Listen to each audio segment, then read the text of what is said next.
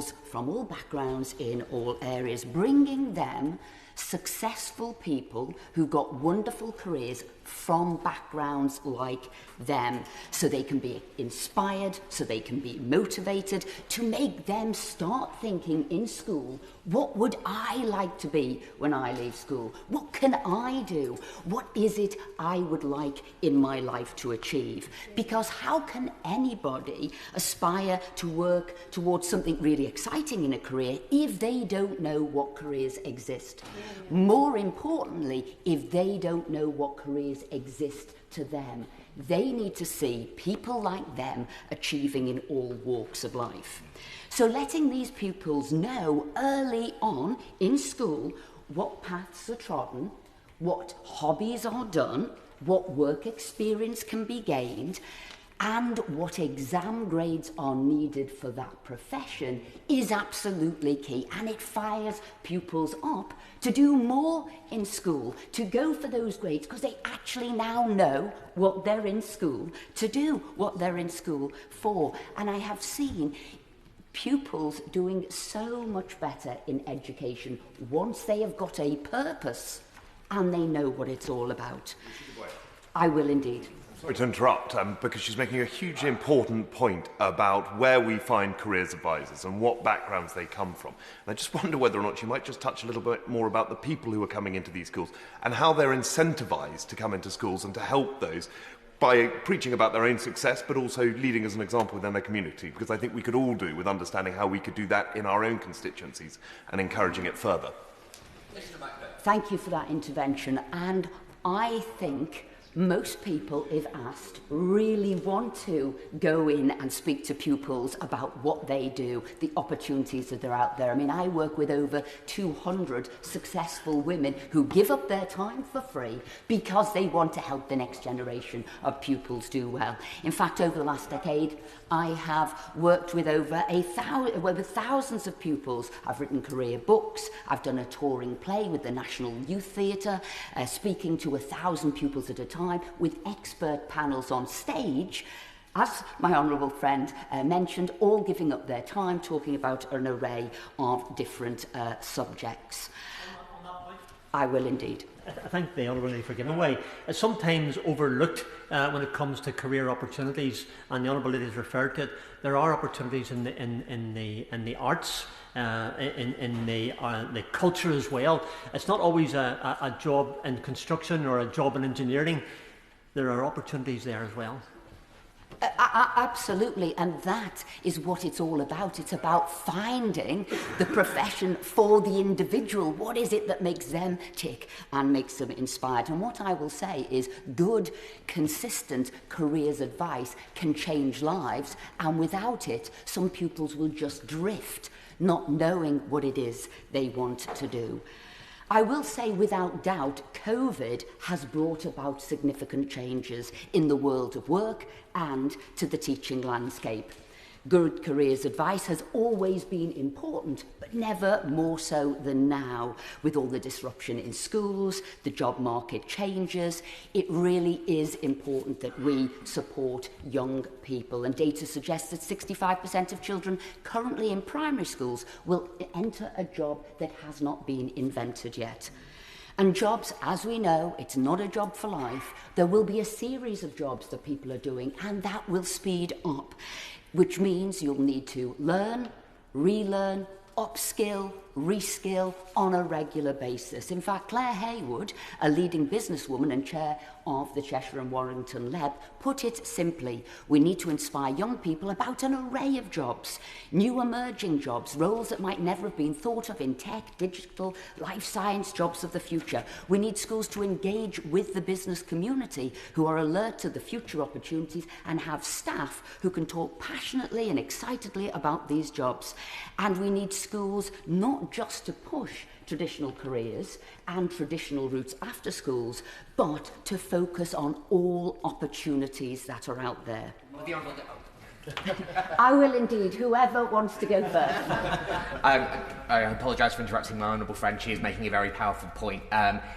Placements in work have been proven to be extremely important, especially in this post-COVID period. Does she agree with me that actually going into a workplace and seeing that this is something they can do raises the aspirations of pupils, especially from disadvantaged backgrounds?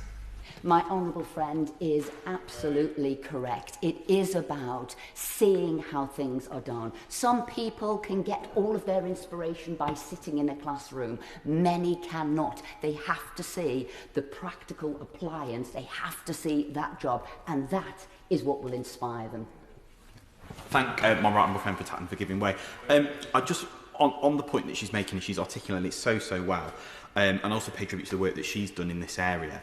Does she agree with me that it is okay for young people not to know straight away, and that by giving them those opportunities, they can be that malleable? Because as we all know what a career change is like, and for some of us, we might have another career change after this. But I'm sure she'll agree. I'm sure she'll agree with me that having those options is absolutely important. You know, my honourable friend is so right. Blessed are those who know immediately what they want to do. And some people, maybe in sport or creatives or people who are gifted in a certain way, might know. Many of us don't know for many years. In fact, life is a journey, finding out where we fit in, and we will do many jobs along that way, adding to, hopefully, life and society as we go along. I will indeed. She's making a very interesting point about the fact that we will have many different careers and relearn and have to look at new jobs that come along. And I think there's a very interesting point here, which is if you are allowed to experience and gain the experience from careers advisors early on, whatever you do later on in your life, you therefore have the understanding of how you can go and engage with businesses, how you can go and find out about new careers. So doing it now serves you later in life much better if you do decide to make those changes. Is that something you think you could see doing the bill going further in future years?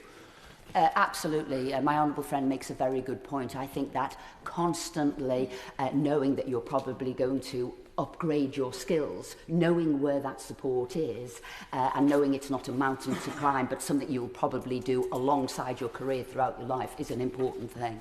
I believe too that we can't put more on the shoulders of teachers. An updated career strategy, better links with the National Career Service and the Careers Enterprise Company is something government needs to do, and signpost better so schools know where they can turn to get that extra support. Not every teacher will know about every profession. They need to bring other people in. So that signposting to those voluntary organisations, to charities, to businesses is absolutely key. And technology, I will indeed. Thank you. In taking up that point that the Right Honourable Lady makes about access to careers advice, has she found in the fantastic work that she does through her charity that COVID, by meaning that more people are using interactive virtual communication, enables a greater through flow of information on careers? And the point she makes about the difficulty for teachers to know everything, this will mean that they can have a greater contribution from the outside world than was possible previously. I must ask the honourable friend, had he read my speech? This was exactly the point I was coming on to next, so he's fed me very well for my next line. Technology should be an enabler too, providing greater and more diverse career advice. In fact, over the last 18 months during COVID, my charity went online. It is now working with Zoom so we can deliver online weekly sessions into schools over the year with role models, guest speakers and modules on confidence, communications, goal setting, assertiveness and resilience.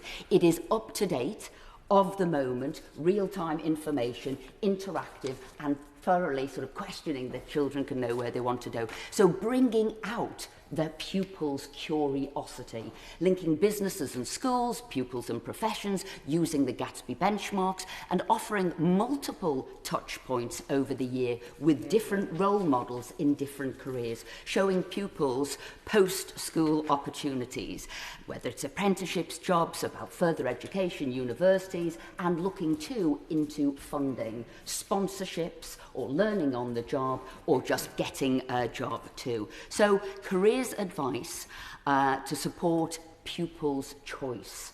And that to me is key. It is about the pupil, it is about their choice, it is about fulfilling their ambitions. It's not about schools ticking boxes about where people go afterwards. We need to make sure it is about the pupil.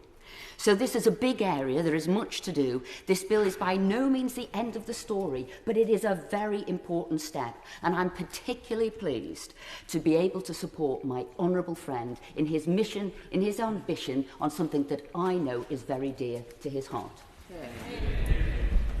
Simon Baines. Thank you, Mr Deputy Speaker. And may I start by commending my honourable